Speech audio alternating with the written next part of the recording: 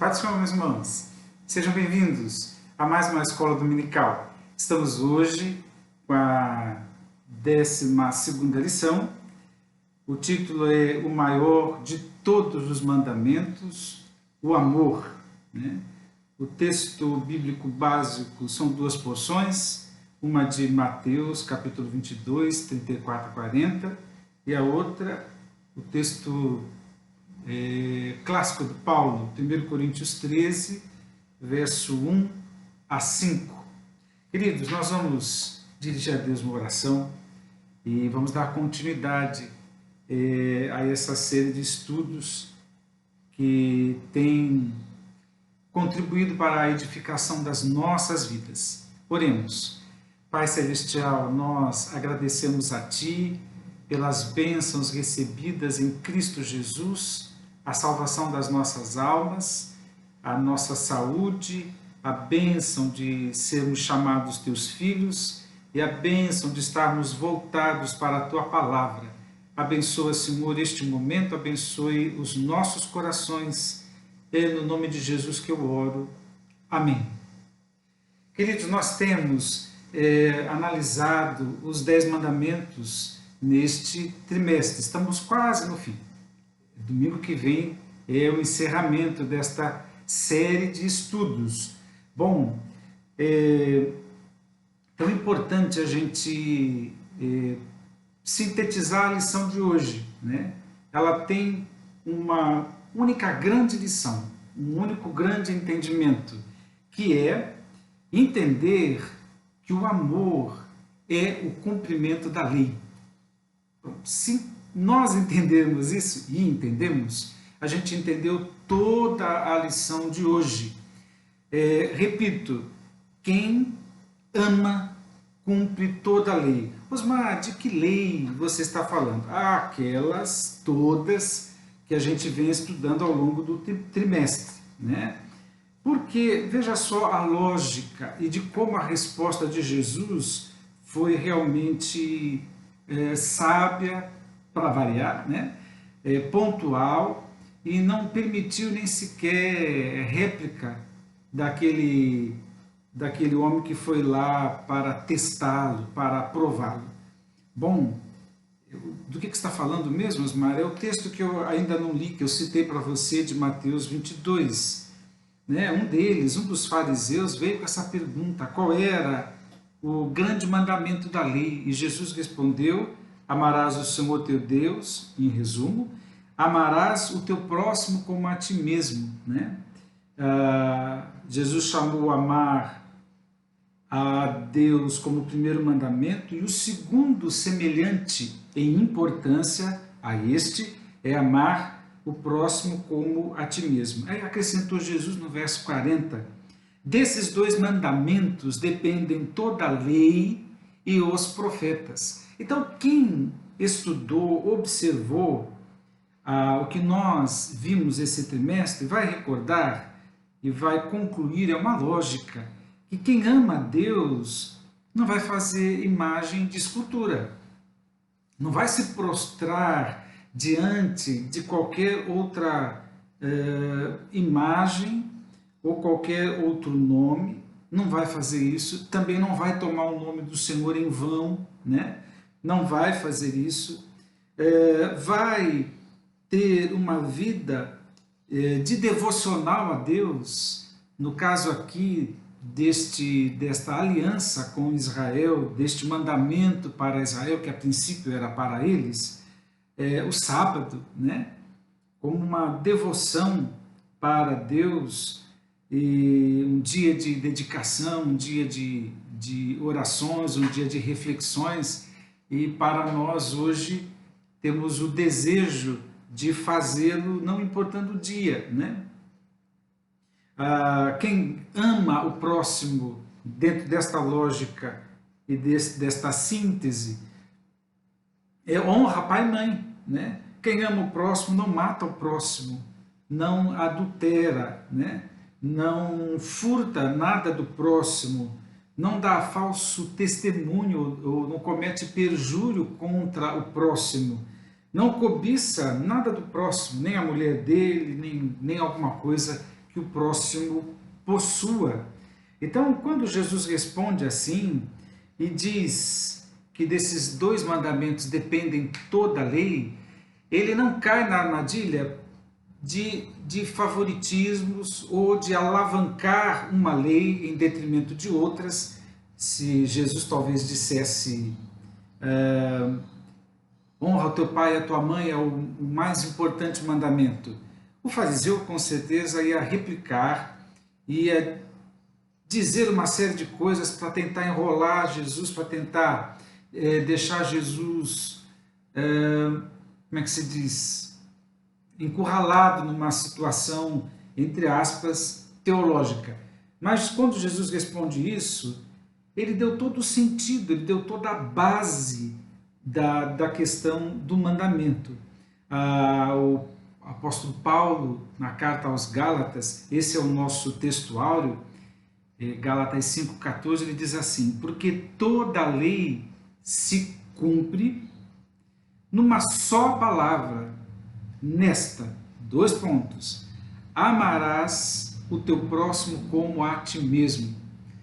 Coisa linda, não que a observância dos detalhes tenha sido desnecessária, não, antes muito pelo contrário, porque é nesta observância dos detalhes que a gente consegue compreender a aplicabilidade dessa lei na nossa vida e como a gente se encaixa no cumprimento desta, ou na observação desta lei, né? Essa lei é possível a nós por causa do Espírito Santo, né? A gente obedece à lei de Deus, né? Obedecemos à lei de Deus, obedecemos os 10 mandamentos quando o Espírito Santo nos faz navegar, né? Fora disso, ninguém, absolutamente ninguém faz a vontade de Deus, ninguém observa a lei, nem no sentido desse, como estamos fazendo aqui, nos detalhes, e nem no sentido agora sintetizado que estamos falando de amar a Deus e amar o próximo. Ninguém, absolutamente ninguém fará isso se não for pelo Espírito Santo, porque é Ele que veio, né, para nos convencer do pecado, da justiça, do juízo. É Ele que faz esse trabalhar em nós, porque a origem desse amor não é em nós, né?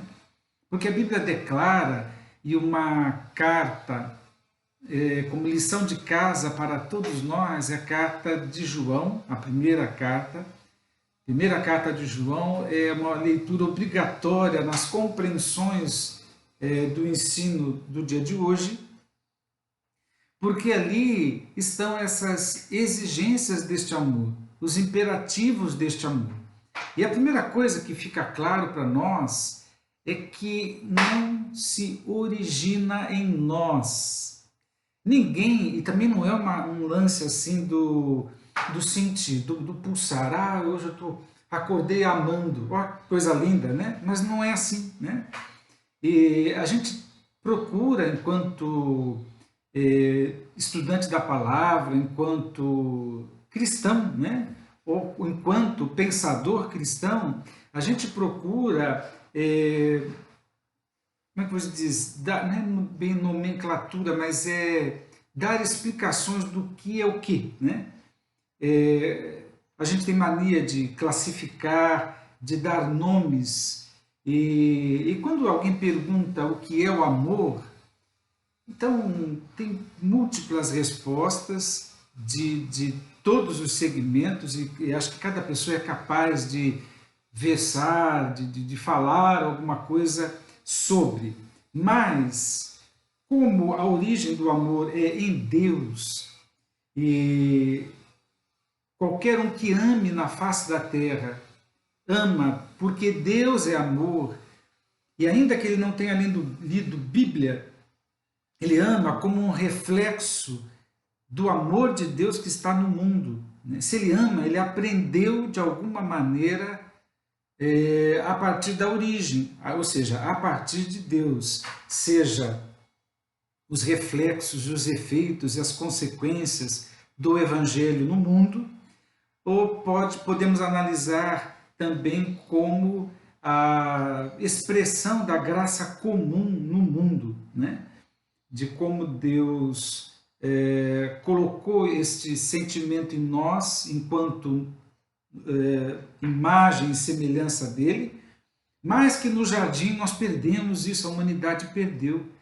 A gente agora está mais tendencioso ao egoísmo, estamos tendenciosos nos dias de hoje, principalmente ao narcisismo, né?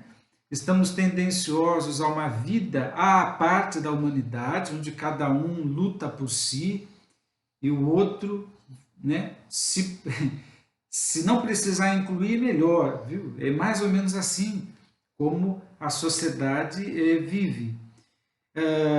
Mas é importante a gente considerar isso, que procede de Deus, a origem é Deus, todo e qualquer tipo de amor procede de Deus, mas é na comunhão com Deus que esse amor é transmitido a nós, e pelo fruto do Espírito, que é aquela, como é que eu vou dizer, aquele plantio, né?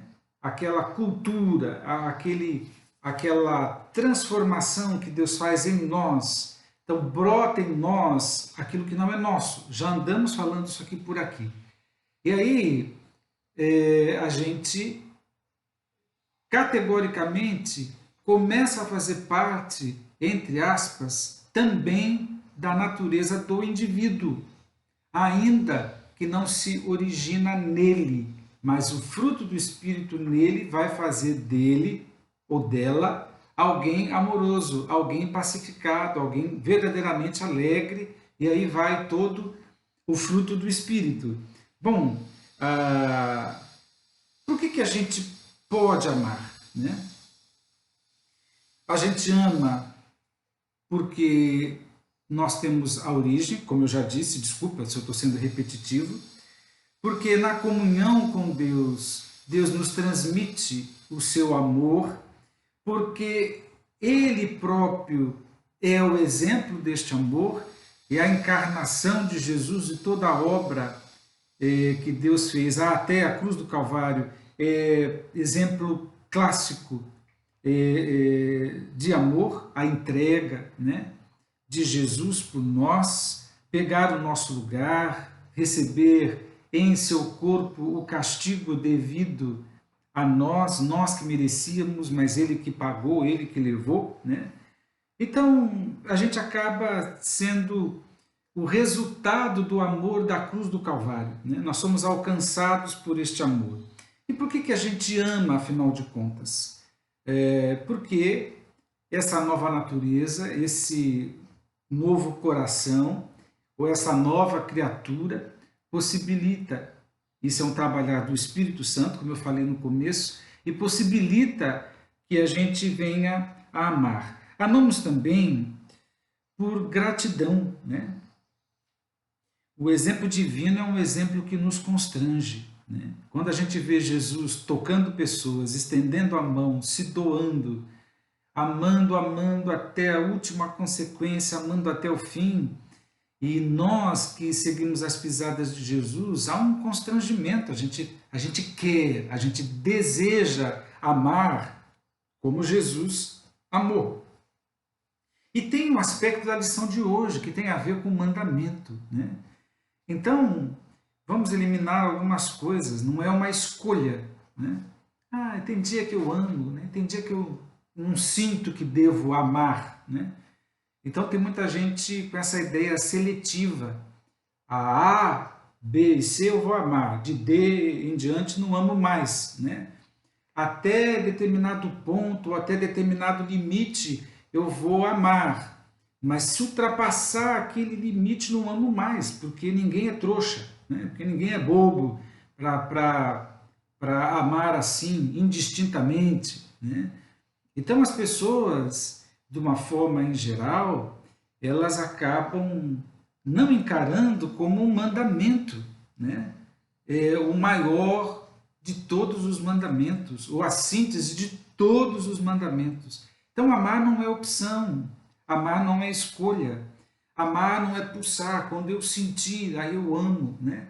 Amar tem, na lição de hoje, tem tudo a ver com um mandamento, e o mandamento é palavra de ordem. E palavra de ordem da parte de Deus, quem não fizer já transgrediu, já desobedeceu, né? É um mandamento de fato. Bom, por que é que nós amamos também? Né? Por causa do Espírito Santo. Ele que nos influencia a isso, porque ele é que fez essa obra no nosso coração, na nossa vida. Eu gosto de trabalhar, que eu digo hoje, a partir das ideias do apóstolo João, né? Que o apóstolo João, ele é de uma clareza tão grande e a gente não tem como superar isso, né? Ninguém vai ser mais lúcido e mais claro que o apóstolo João no quesito de separar luz e trevas, amor e ódio, né? Esse tipo de coisa da didática do apóstolo João. Então, quando a gente fala de amor, e tenta classificar, porque é isso que a gente faz nas poesias, fora das poesias, na vida, a gente vive fazendo amor é isso, amor é aquilo, né? É tão importante a gente pegar a ideia contrária. Qual é a ideia contrária do amor? O ódio. Não, mas eu não odeio. O apóstolo João parece não compartilhar dessa ideia. Se nós não formos achados no serviço amoroso, na entrega amorosa, no coração benigno que ama, né? Nas mãos bondosas que amam, nas atitudes de socorro ao próximo e tudo mais, de considerações, de respeitos, de empatias. Se a gente não estiver cheio destas coisas, para o João está no ódio, né? E o que é esse ódio? Que características ele tem? Primeiro que João diz que quem odeia, né, ou quem não ama, anda em trevas. Primeiro João, está tudo anotado aqui, 2, verso 11, diz assim: no entanto, quem odeia seu irmão está nas trevas e vaga pela escuridão. Não sabe para onde caminha, pois as trevas lhe turvaram a visão. Gente, quem não ama está assim, está no escuro, né? Não conhece a luz do Senhor, não conhece Deus, porque Deus é luz, Deus é amor, é estas coisas que ele está ensinando. Então está com uma pessoa cega, desencaminhada. Não, é o meu jeito. Pois é um jeito cego e desencaminhado, perdido. Não, mas eu escolho a quem amar, cego e desencaminhado. Então, quem não ama, está assim. Isso são palavras não minhas, né? O verso anterior, o 10, diz assim: quem ama seu irmão permanece na luz, e nele não existe motivo de tropeço. Não é interessante? Não é interessante a gente perceber que o andar no amor, o andar na luz, o andar em Deus, é a santidade mesmo, né? Não tropeça nos problemas também interrelacionais, nos problemas com o próximo, nos problemas com os mandamentos em si, né? Não vai perjurar, não vai adulterar, vai honrar pai e mãe, tanto os mandamentos negativos não faça e os positivos faça, né? Então, é interessante isso aqui. Veja só, o amor, o capítulo 4, verso 12, diz que nós estamos aperfeiçoados no amor. Olha como diz: ninguém jamais viu a Deus. Se amarmos uns aos outros, Deus permanece em nós, e o seu amor é aperfeiçoado em nós. Então veja só, amar implica nestas coisas, de ser de Deus, de permanecer em Deus, de ser aperfeiçoado enquanto homem espiritual, porque não existe outra forma. O que o João deixa claro aqui para nós é que não tem um meio campo ou um meio termo, uma massa cinzenta, dá para entender? Não tem como, é um dever que ele traz. Eu vou ler para você aqui o verso 11, que diz assim: amados, considerando que Deus amou dessa forma, nós também devemos, notou o mandamento? Notou o dever, a ordem? Nós devemos amar uns aos outros. Então nisso encaixa também o exemplo que nós já citamos. É impressionante, o verso 13 ainda fala da certeza de que o Espírito Santo está em nós. Olha o que diz aqui: temos certeza de que permanecemos nele e ele em nós, porque ele nos outorgou do seu Espírito. Nota, queridos, como é impressionante esse estudo, né? E aí, queridos, eu poderia continuar lendo aqui, que é muito claro, né? Mas fica claro para nós que é conhecer a Deus. É clara a declaração aqui no verso 16, a parte B, né? Deus é amor, está escrito, e aquele que permanece no amor, permanece em Deus e Deus nele, né? Então, aí reafirma, verso 17, dessa forma o amor é aperfeiçoado em nós, a fim de que tenhamos total segurança no dia do juízo, pois assim como ele é, nós semelhantemente somos neste mundo. Quem ama não tem medo do juízo, né? Quem usou de misericórdia, quem amou, não tem medo de olhar os olhos da verdade no dia do juízo, seja quando comparecermos no tribunal de Cristo e olharmos os olhos da verdade, os olhos de Jesus. Quem amou está tranquilo, né? Porque teve esse envolvimento, teve essa entrega, teve essa participação da mesma natureza de Deus, da mesma, aquilo que era essência de Deus, passou a ser também, em parte, a nossa essência, né? E assim que a gente vai crescendo, um pouco mais de Deus, vamos nos parecendo com Ele, como vamos temer juízo, como vamos temer, como é que nós vamos temer, como é que se diz, a verdade? Não, por quê? Porque vivemos em amor, quer dizer, vivemos fazendo aquilo que é pertinente a Deus, né? A gente viveu uma vida aqui fazendo o que Deus faria no nosso lugar. Se chega a este ponto, como é que vai ter medo de juízo? Como é que vai se encontrar com Deus achando que está devendo alguma coisa? Não, porque essa mesma é a linguagem do amor, né? Bom, outra coisa importante é recordar o que o verso 19 diz, volta mais uma vez à questão da origem. Nós amamos porque Ele nos amou primeiro, né? Então, o nosso amor é resposta de uma chamada na cruz do Calvário. O nosso amor é um amor que responde ao amor que foi feito na cruz, né? Que foi conhecido, testemunhado, publicado na cruz do Calvário, provado na cruz do Calvário, exposto, escancarado, explicitado mesmo na cruz do Calvário.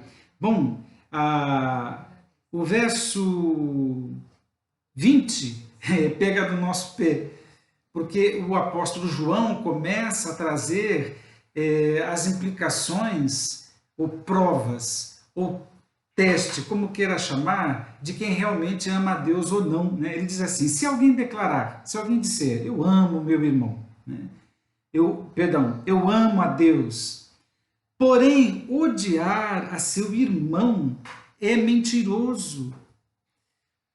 Porém, porquanto quem não ama seu irmão a quem vê, não pode amar a Deus a quem não enxerga. Percebe essa clareza, queridos? Qual é a maneira que a gente demonstra que ama a Deus? Amando o nosso irmão. Como é que a gente ama a Deus? O que a gente pode oferecer para Deus? Dinheiro? Brincadeira, né? Coisas da natureza, tudo é dele, né? Vou fazer um pomar, vou plantar um jardim para Deus, tudo é dele. Do Senhor é a terra e a sua plenitude, o mundo e todos os que nele habitam. Tudo é de Deus. O que a gente pode fazer e que vai ser realmente o verdadeiro louvor e a verdadeira adoração? Amar o próximo, né? Osmar, mas não tem nada a ver a questão cultural, a questão de adoração a Deus com amar o próximo. Pois é, mas demonstrar que ama a Deus é amando pessoas, né? E aquele texto de Mateus que Jesus falou, estive nu e vestiste-me, né? Estava aprisionado, foste-me visitar, estive com fome, deste-me de comer, sede, deste-me de beber. Quando, Senhor, que nós tivemos nessa situação? Foi essa pergunta. E te acolhemos e fizemos o bem para ti. Todas as vezes que vocês fizerem para um pequenino, fizeram para mim, disse Jesus. Acabou. Então, a prova de que amamos a Deus e de que a verdade nesta afirmação de que se ama a Deus é a capacidade ou a obediência, como queira chamar, de amar o próximo. É um fechamento e o apóstolo João não deixa nenhum escapismo para ninguém. Se diz que ama a Deus, tem que amar o próximo, ponto final. É a prova mesmo, amados. Os sentimentos que a gente tanto fala, né, eu citei as poesias, eles podem ser completamente ilusórios, né, e passageiros. Na verdade, já que a gente tem essa mania de dizer, né, o que é amar, o que é o amor, amor são ações, né? Eu estou convencido disso. Esse amor que fala, que verbaliza, mas não é capaz de uma ação propriamente dita, são só suspiros, aspirações, desejos, tal, essa coisa da intenção, mas não da ação, né? Isso aí não é amor, nem aqui, como a turma fala aí, nem aqui, nem na China, né? Em lugar nenhum, né? Amar mesmo são ações, né? E a prova do amor a Deus consiste em amarmos os irmãos. Nós poderíamos falar um pouco das qualidades deste amor, porque é a segunda parte aqui do texto bíblico em classe, 1 Coríntios 13, verso 1 a 5. Então, dizer para você que se você é paciente, né, de longo ânimo, né, se você é aquele que demora para se irar, demora para se ofender, se você é constante, né, eu vou continuar amando apesar das retaliações e tal, então você tem essa qualidade, que a Bíblia diz que o amor é paciente. E o contrário, então significa que o teu amor não está ainda aperfeiçoado, né? Osmar, eu sou um cara bom, eu sou um sangue bom, eu só penso coisas boas a respeito das pessoas, porque o amor é benigno, então talvez o amor de Deus esteja em você. Eu espero que ele esteja associado com a bondade, né? Que a bondade, ela executa as coisas. Então, não basta ser moralmente bom. Interessante a gente refletir isso. Não basta ser bom por dentro, bem intencionado, né? Isso às vezes não resolve as coisas. Às vezes é preciso mesmo, né, coçar o bolso, entende? Né? Estender a mão, socorrer, ir atrás e fazer o que é necessário, né? O amor, ele permite as melhores relações possíveis, seja na conjugalidade ou fora dela, porque ele não tem inveja, não é invejoso, né? Não arde em ciúmes, como diz algumas versões, né? Por quê? Porque ciúmes, inveja, tal, é tudo coisa rasteira, que a natureza intrínseca do ciúme é destrutivo, perdão, é com base no egoísmo, é com base na posse. Se não casar comigo, não casa com mais ninguém, vai lá e mata a moça. Nós vemos isso no jornal o tempo todo. Se não for minha, não é de ninguém.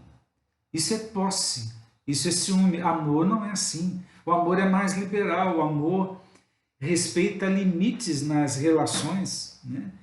Outra qualidade é que ele não se vangloria, né? O amor que a gente diz que tem, ele não é um fim em si mesmo, ele não serve para a autoexaltação, né? Não serve para se ufanar, não serve para exibicionismo intelectual, né? Palavras, palavras e palavras, né? Porque às vezes isso é usado até para afrontar os outros, né? A intelectualidade, para degradar o outro. E então ele não se vangloria, ele não tem essa coisa de fazer para mostrar, né? Então, me desculpa, mas eu vou dizer, esse negócio de fazer as coisas hoje, né, em nome de Jesus, e faz selfie, deixa eu pegar o meu celular aqui, ó, faz selfie e posta que visitou, gente, o amor não faz isso, né? O amor é essa virtude de Deus em nós que faz com que o que a minha mão direita executa, a esquerda nem fica sabendo, ou seja, a gente não admite nem para nós mesmos. E isso nos faz ficar conservados neste amor, porque a partir do momento que eu começar a fazer determinadas coisas para que os outros vejam, para que os outros aplaudam, para que os outros deem like, né? Para que os outros fiquem admirados, oh, como ele é espiritual. Já é outra coisa, já não é mais amor, porque o amor é despretensioso, né? Ele não se ensoberbece, ele não se supervaloriza, ele não fica inchado, sabe como é que é? Ele não tem essa pegada na vida, né? Quem ama, às vezes não verbaliza, às vezes não aparece na foto, mas faz o que precisa ser feito.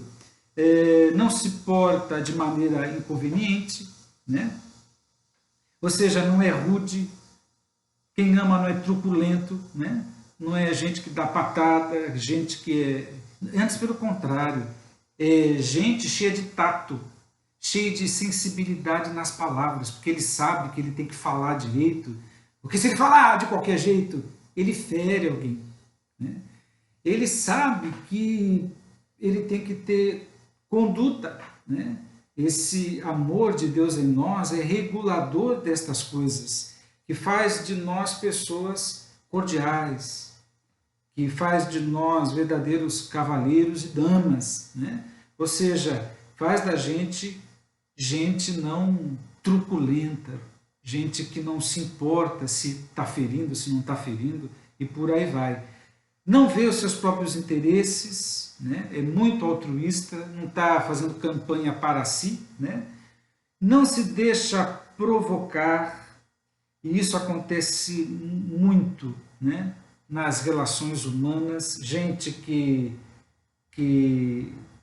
gosta de fazer isso, de provocar para ver até onde vai a tua paciência, né? Bom, a gente não se deixa provocar e também não promove ressentimentos, ou seja, não revida. A pessoa fala lá bobagem, tá bom, é a opinião dele.